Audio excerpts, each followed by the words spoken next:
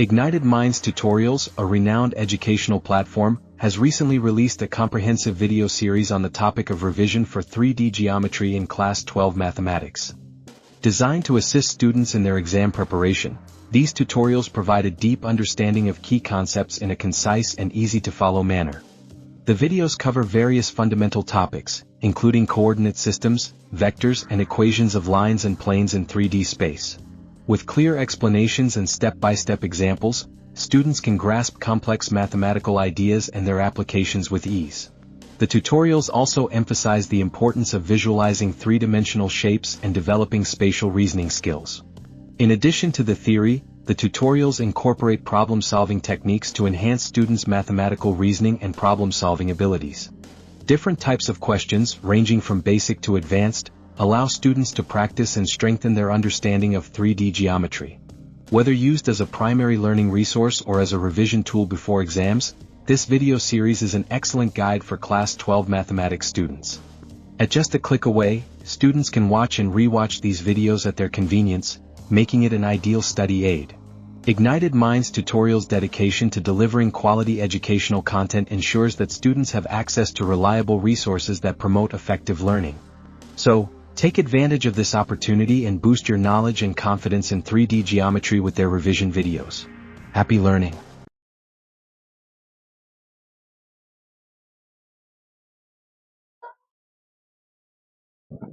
तू भी अभी ऐसे करेगी, ठीक है? ये सब इसका समझ में आता है। बोलो, अब मैं चैप्टर चालू करूं? कौन ना बोला? अरे वाह। ठीक है, बस चलो अभी देखो। अरे रोज अब इतने देर और कुछ? हाँ ठीक है, और कुछ? देखो अभी 3D ज्योमेट्री चालू करना है, ओके? बहुत इजी चैप्टर है, बट तुम लोगों को नहीं आता, अनफॉर्चुनेटली। ठीक है, बहुत सारे लोग हैं जिनको नहीं आता।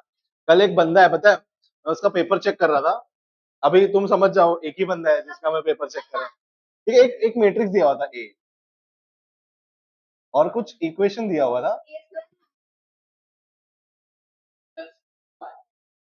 अब बंदे ने क्या किया, 2i लिखा और किया 2a।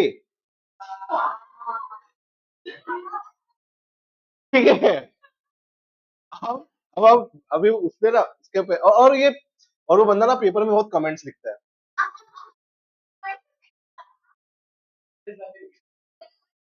ठीक है, तो इसलिए बोल रहा हूँ जरा ध्यान से किया करो। ठीक है, इजी रहता है, मैट्रिसेस, ज्योमेट्री, ये सारा जो कैलकुलेशन वाला जितना भी चैप्टर्स है ना, वो सब बहुत इजी होता है। ओके, चार्जर इसका लगा दो ना। ठीक है, ये चैप्टर में तुम लोग को ध्यान देना है फॉर्मूलाज का, कि फॉर्मूलाज अच्छे से पढ़ना है, और जरा क्वेश्चन पढ़ते हो तो क्वेश्चन अच्छे से अप्लाई करना सीखो। तुम लोग मतलब फॉर्मूला पता है, फॉर्मूला कैसे भी लगा दो। 3 वेक्टर दिया है तो ये फॉर्मूला लगाओ, 2 दिया ये लगाओ, ऐसे नहीं करना है। तुम लोग को ध्यान देना पड़ेगा कि क्वेश्चन में क्या पूछे, कौन सी लाइन से क्या पास कर रहा है, किस लाइन के परपेंडिकुलर है। ठीक है, स्टार्ट करें। अज्यूमिंग तुम लोग को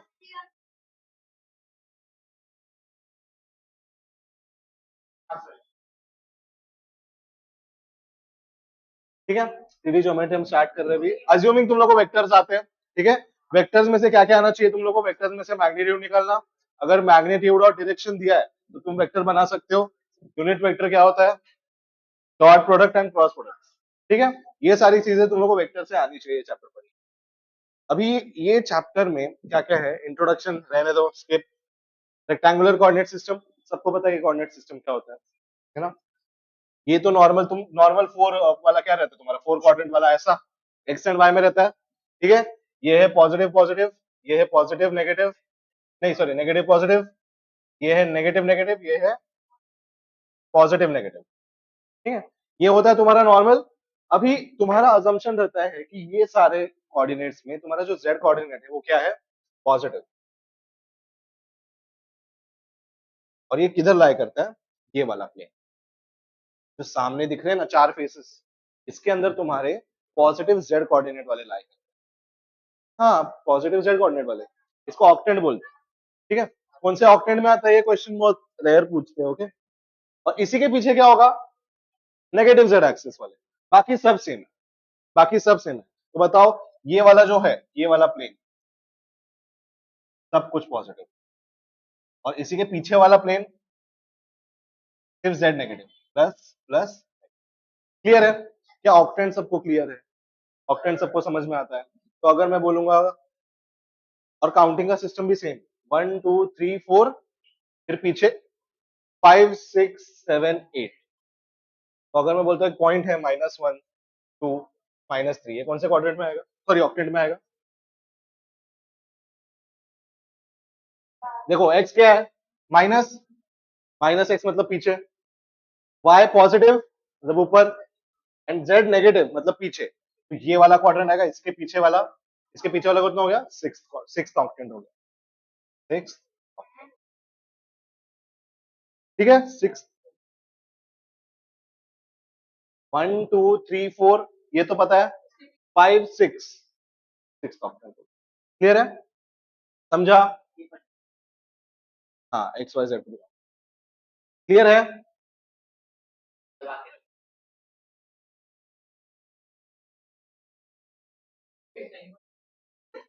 अब देखो, direction cosines and direction ratios of line, इस पेज पे डेफिनेशन दिया है, बट जब क्वेश्चन करोगे तो थोड़ा अलग वे में अप्लाई करना है, वो हम नेक्स्ट स्लाइड में देखेंगे।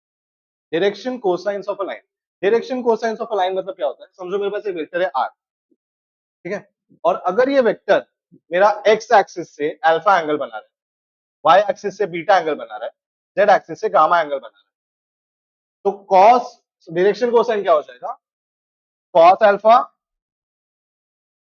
Cos beta and cos. ठीक है, ये थियोरी वेरी रहने दो, ये वाला पार्ट एक ध्यान से देख लो बस। Direction cosine of x axis क्या होगा, 1 0 0 0 1 0 0 0 1। अब ये भी कैसे आया, कैसे समझो? क्योंकि एंगल्स पता थे, है ना तुम लोग को, क्योंकि यहाँ पे एंगल्स पता थे, इससे तुम बता पाए। अभी क्या करना है, क्या हर बार क्वेश्चन में एंगल्स दिए हुए रहते हैं? बट डायरेक्शन कोसाइन तो हर क्वेश्चन का निकाल सकते हो। कैसे निकालोगे? यूनिट वेक्टर के कोएफिशिएंट।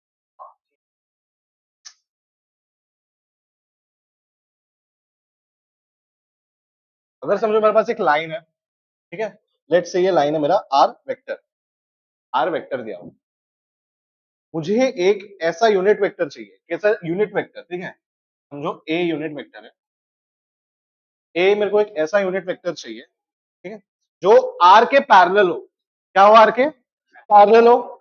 समझो ए यूनिट वेक्टर हो गया l i cap plus m j cap plus n k cap. ठीक है, ये मेरे पास एक यूनिट वेक्टर है, जिस जो किसके पैरेलल है, आर के पैरेलल है। तो डायरेक्टली हम डायरेक्शन कोसाइंस ऑफ आर लिख सकते हैं एल एम।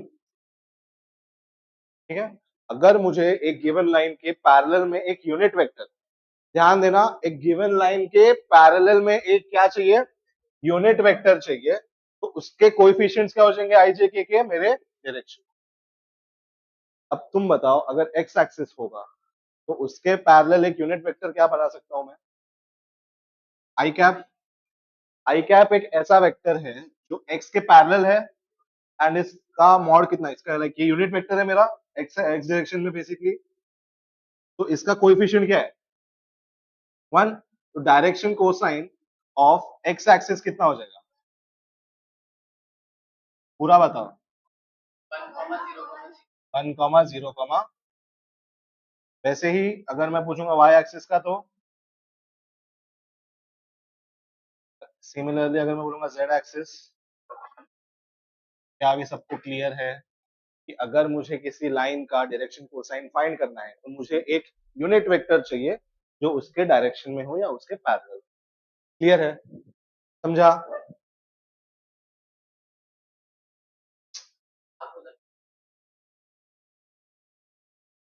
इसको दबाओ फिर ऐसे,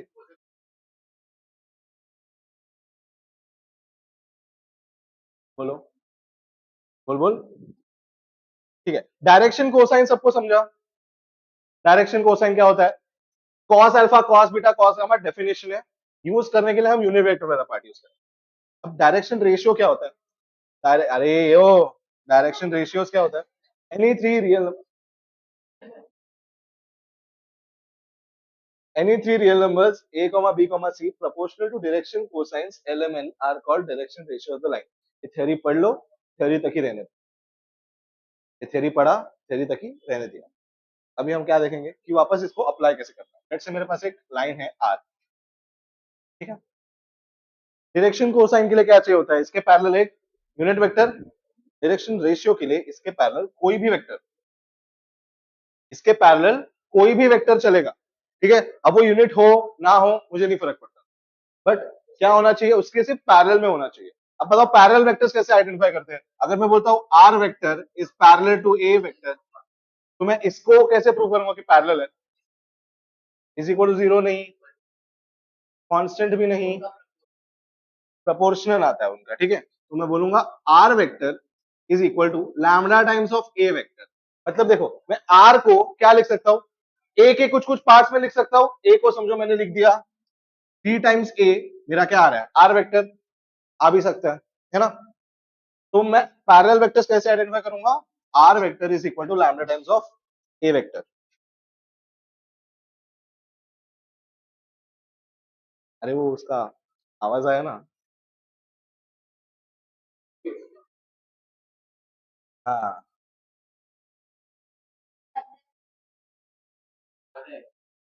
हाँ भाई, ट्रैविस स्कॉट मेरे। हाँ हाँ, नहीं रख दूंगा। नहीं ऐसे भी नहीं, वो फिर वो जब चाहिए तब पॉज कर देगा। नहीं नहीं नहीं, ठीक है। पैरेलल वेक्टर्स कैसे आइडेंटिफाई करना है, समझा? पैरेलल वेक्टर्स क्या होंगे? Lambda times of that vector. R vector is parallel to A vector, तो इसके समझो मैंने बोला क्या है? A I cap plus B J cap plus C K cap. अब याद रहना, डायरेक्शन रेशियो हमेशा प्रोपोर्शन में आता है। डायरेक्शन रेशियो कभी भी कोई वैल्यू, एग्जैक्ट वैल्यू नहीं आएगी। एक वेक्टर के हजारों वेक्टर ऐसे निकाल सकता हूं जो पैरेलल होंगे। जैसे अगर मैं बोलता हूं कि आर वेक्टर के पैरेलल है आई प्लस जे प्लस के, तो ये एक वेक्टर है जो इसके पैरेलल है। क्या two i cap plus two j cap plus two k cap, ये वेक्टर भी इसके पैरेलल होगा? क्या three i cap three j cap three k cap भी इसके पैरेलल होगा? तो वो सारे मेरे क्या हो जाएंगे? Direction ratios. तो हम क्या बोलेंगे? Direction ratio is proportional to a b c, और इन दिस केस 1 1 1। क्या क्लियर है सबको? क्या सबको समझा? डायरेक्शन रेशियो हमेशा प्रोपोर्शनल रहेगा। और अगर इक्वल बताना ही है तो क्या आप कर सकते हो? इसको बोल दो a बी सी, और a बी के सी के वैल्यूज 1 2 3 या फिर कोई भी रियल नंबर हो सकता है। समझा है सबको? क्लियर है?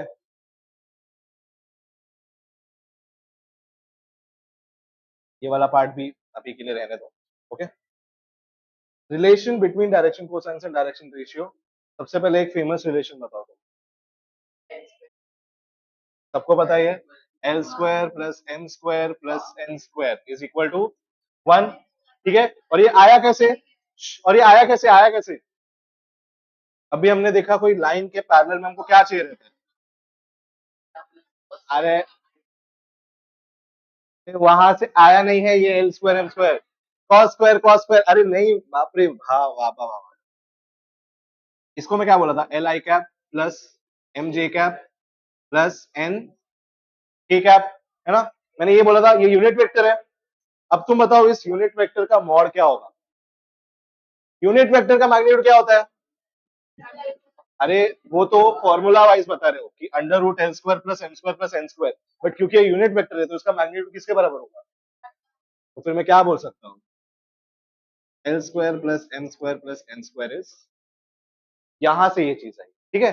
Cos square alpha, cos square beta, cos square gamma, plus भी नहीं बोला है बीच में तुम लोगों ने।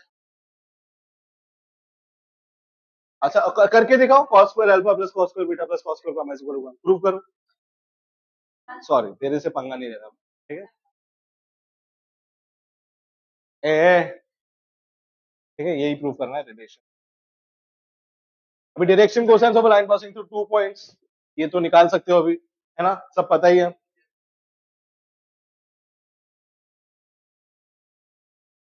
Equation of a line in, इसको हम करेंगे डिराइव करेंगे, क्योंकि 2 मिनट लगता है। क्या हट हट कर रहा है? लेट्स से ये एक मेरे पास लाइन है, ठीक है। इस लाइन पे बहुत सारे पॉइंट्स है। अगर मैं बोलता हूँ ये लाइन पास करती है थ्रू पॉइंट ए, ठीक है।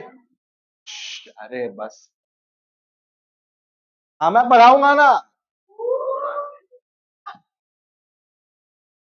हाथ जोड़ने वाला वीडियो चाहिए तेरे को बस, ठीक है। अगर मैं बोलता हूँ कि ये ए पॉइंट से मेरा पास कर रहा है, ए पॉइंट के कोऑर्डिनेट्स अगर मैंने बोल दिया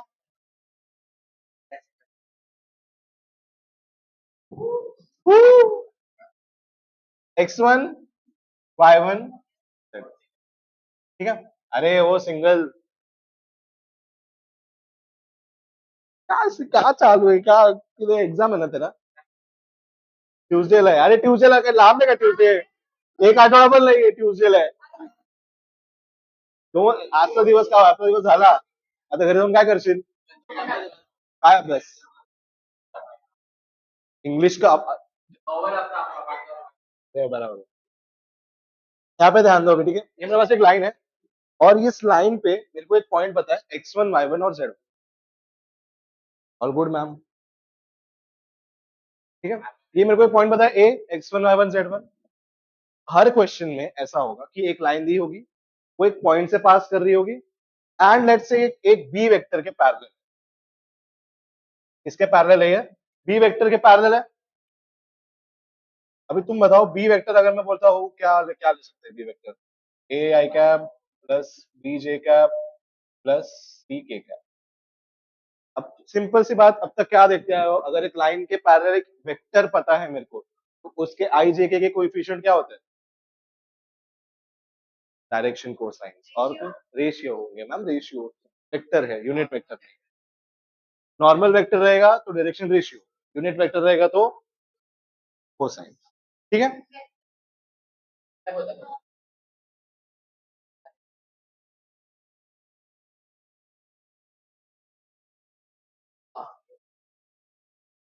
ये नहीं बोलना था. अभी मैं अगर इस पॉइंट का पोजीशन वेक्टर बताऊंगा, पोजीशन वेक्टर कितना होगा? लेट्स से मैं बोलता था स्मॉल ए से, कितना होगा? x1 i cap plus y1 sorry y1 j cap plus z1 k cap. ये क्या हो जाएगा मेरा? पोजीशन वेक्टर ऑफ ए, है ना? पोजीशन वेक्टर ऑफ ए मतलब ए वेक्टर बोल सकता हूं मैं. A vector is equal to this same thing. अब मुझे ए वेक्टर पता है और लेट्स से मुझे एक पॉइंट दिया हुआ है आर, एक्स वाई जेड. क्या इसका पोजीशन वेक्टर मैं बना सकता हूं? क्या हो जाएगा? आर वेक्टर क्या हो जाएगा? X I cap plus Y J cap plus Z K cap. बता सकता हूं मैं ऐसा, ठीक है। ये वेक्टर क्या हो जाएगा? A R. अगर मैं बोलूंगा ये वेक्टर, ये अगर मेरे को ये वाला वेक्टर चाहिए तो मैं क्या बोलूंगा बताओ? O R minus O A. O R minus O A मतलब क्या? आर माइनस ए.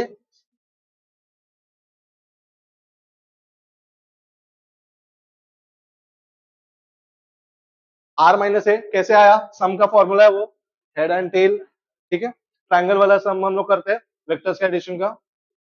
अब अभी सारे अभी तुम लोग को क्या बोलते हैं वैल्यूज पता है.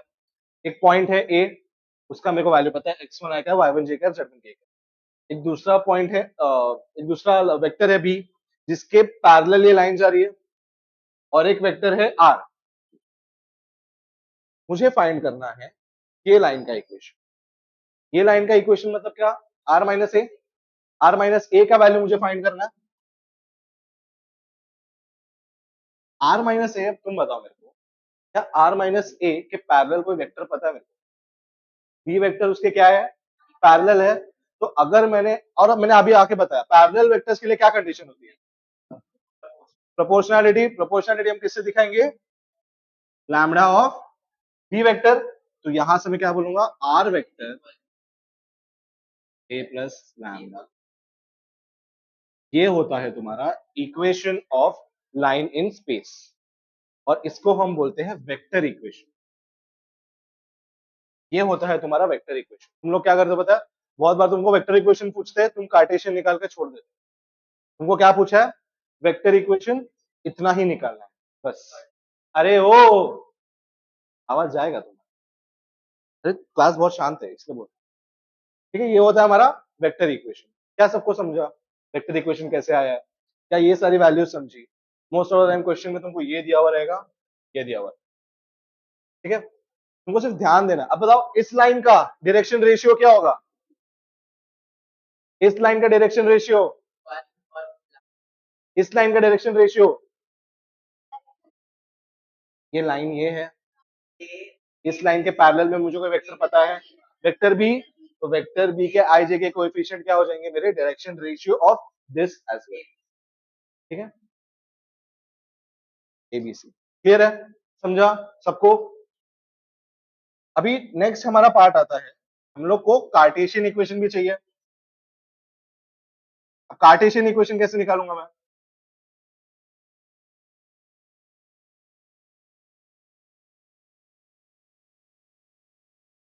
रटा हुआ नहीं चाहिए था मेरे को मैंने पूछा कैसे निकालेगा। ठीक है,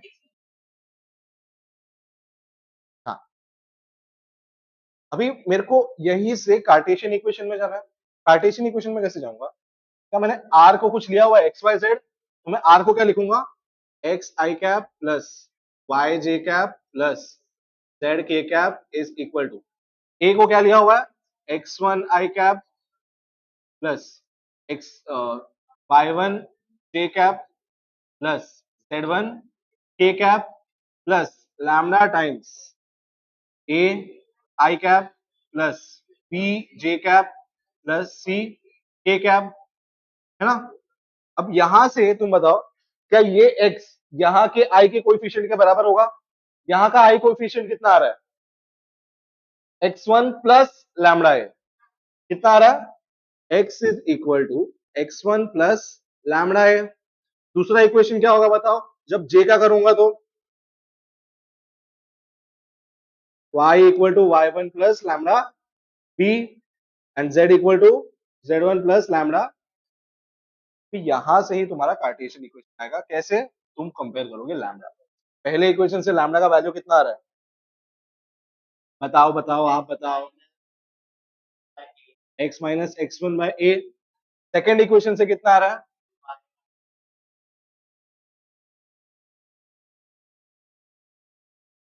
क्या ये तुम्हारा कार्टेशियन इक्वेशन होता है? ठीक है, अब समझा ये डेरिवेशन, क्या क्लियर है?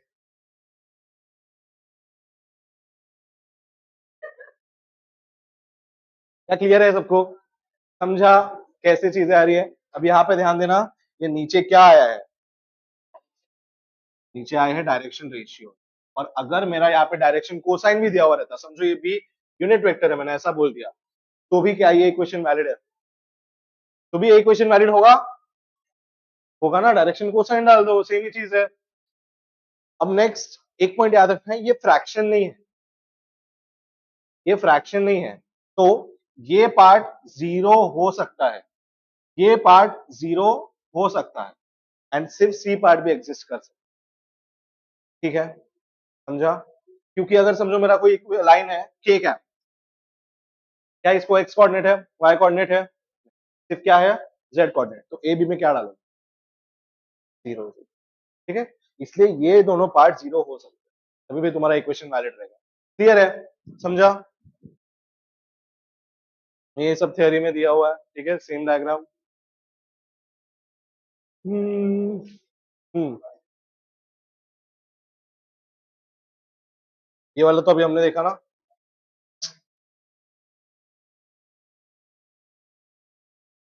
ये कार्टेशियन इक्वेशन है, अभी देखा हमने। This is the Cartesian equation of the line, if LM and other direction cosines of the line, the equation of the line is this। क्या चेंज हुआ, ए बी सी की जगह क्या आया, सिर्फ एल एम है। ठीक है, अब बताओ अगर दो पॉइंट दिए हो रहे हैं कि तुम कर सकते हो, थोड़ा सोचो। अगर मैं बोलता हूं ये एक लाइन है मेरे पास, ठीक है, ये मेरे पास एक आर वेक्टर दिया हुआ है, ये आर वेक्टर जो है इसके ऊपर अभी 2 पॉइंट्स लाई करते हैं ए एंड बी, बट मुझे कोई पैरेलल वेक्टर नहीं दिया है, तो क्या मैं पैरेलल वेक्टर बना सकता हूं? कैसे बनाऊंगा? ए बी, ए बी मेरे पास जो वेक्टर आएगा क्या वो इसके पैरेलल नहीं होगा? तो ये वेक्टर हम लोग को मिल जाएगा कैसे? x1 x2 minus x1 y2 minus y1 z2 minus z1 j cap k cap i cap जो भी रहता है, और बाकी सारी कंडीशन सेम। तो बताओ इसका इक्वेशन बताओ, जरा बताइए, ट्राई करो क्या हो जाएगा। x minus x1 x minus, अब देखो तुम्हारे पास ऑप्शन है कि तुम कौन सा पॉइंट लेना चाहते हो, ए भी ले सकते हो बी भी ले सकते हो। अगर ए लिया तो क्या हो जाएगा बताओ? x माइनस x1 अपॉन, अभी डायरेक्शन क्या आ रही है? डायरेक्शन पहले ऊपर वाला वेक्टर बताओ, x2 minus x1 I cap plus y2 minus y1 j cap plus z2 minus z1 k cap. ठीक है, ये इसका डायरेक्शन रेशियो हो गया। अब बताओ x माइनस x1 अपॉन नीचे क्या आएगा? x2 minus x1।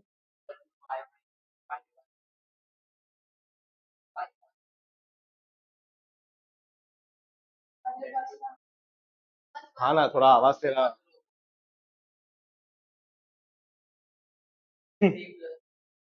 सेम चीज। ठीक है, क्लियर है सबको? अब एक पॉइंट से कैसे निकालेंगे समझा, 2 पॉइंट से कैसे निकालेंगे समझा। Angle between two lines. ठीक है, अभी दो समझो हमारे पास लाइंस दी हुई है।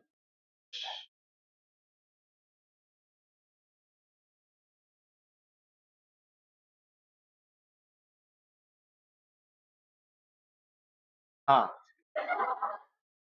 तो तभी मरेगा कि नहीं पता नहीं।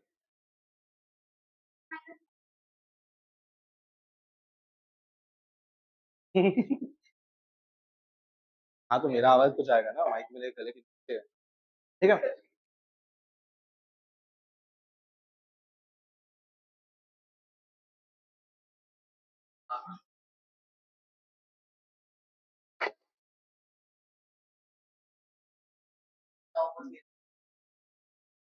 क्या क्या लिखना है इसमें, जल्दी लिखो, ये इक्वेशन लिख लो, सारे फॉर्मूलाज प्लीज लिख लेना, ठीक है प्लीज।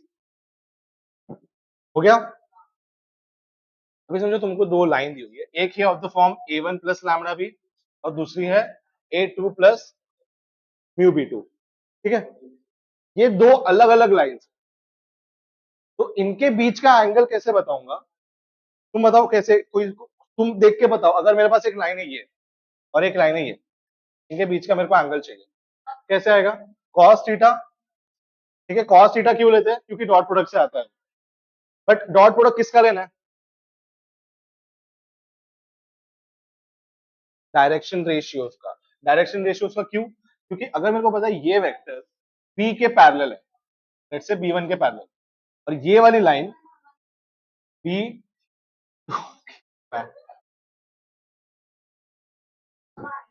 ओके, अगर मेरे को पता है कि ये वेक्टर के पैरेलल B1 है, ये गिवन वेक्टर के पैरेलल B2 है, तो मैं इन दोनों के बीच का एंगल अगर फाइंड कर लूं, तो क्या मैं इन दोनों लाइंस के बीच का एंगल फाइंड कर सकता हूं? मतलब मुझे क्या फाइंड करना है? सिर्फ ये B1 एंड ये B2, इसके बीच का मेरे को एंगल फाइंड, और दो वेक्टर्स के बीच में एंगल कैसे फाइंड करेंगे? उनका डॉट प्रोडक्ट लेंगे।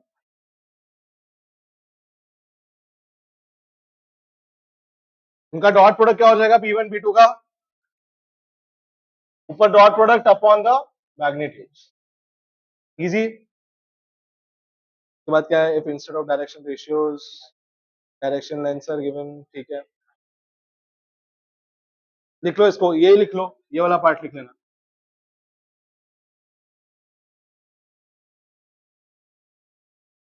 ये कुछ नहीं है, वहां पे तू B1 B2 B क्या करते, तुम इसको मॉड लोगे तो मॉड कितना आता है, ये लोगे तो ये कितना आता है। अब देखो, instead of direction ratios for the lines L1 and L2, ये दोनों लाइंस की जगह, अगर इसके मतलब डायरेक्शन रेशियोज की जगह मुझे कोसाइन दिए हुए रहेंगे, तो कोसाइन मतलब ऑटोमेटिकली B1 B2 क्या हो जाएगा? अगर मैं बोलता हूं यूनिट वेक्टर, है ना, अगर मैं बोलता हूं कि L1 L2 ये दो लाइंस है, L1 के पैरेलल एक वेक्टर है B1, ओ L2 का पैरेलल एक वेक्टर है B2।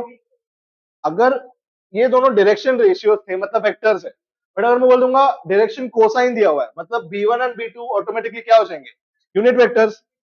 तो अगर यूनिट वेक्टर्स है तो सबसे पहले बताओ मॉड B1 मॉड B2 कितना होगा, तो ऊपर क्या बचेगा सिर्फ L1 into L2 M1 into M2। Clear है, समझा। साइन थीटा के लिए तुम साइन का प्रोडक्ट ले लो और तुम मॉड वॉड जीरो डाल देना, ये तो तुम लोगों को इससे आता है वो मैट्रिक्स मल्टीप्लिकेशन से। Perpendicular and parallel lines, perpendicular and parallel lines, इसका सिंपल कंडीशन याद रख लो, डॉट प्रोडक्ट जीरो और ये पैरेलल प्रोपोर्शनल हो जाए। ठीक है, ये है परपेंडिकुलर का, ये है परपेंडिकुलर के लिए, ये है पैरेलल के लिए। ये दोनों कंडीशन लिख लो जल्दी।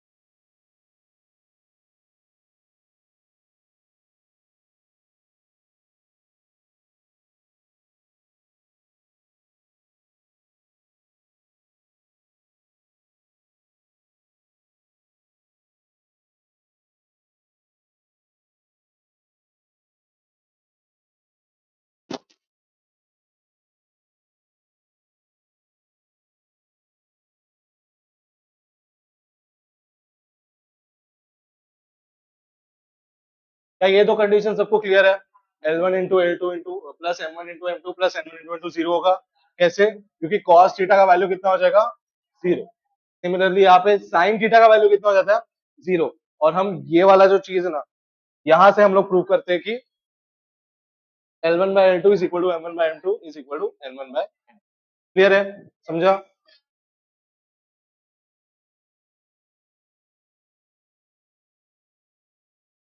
अब ये डायरेक्शन कोसाइंस के लैंग्वेज में, डायरेक्शन रेशियोज में भी सेम हो जाएगा। हाँ सेम है, ठीक है।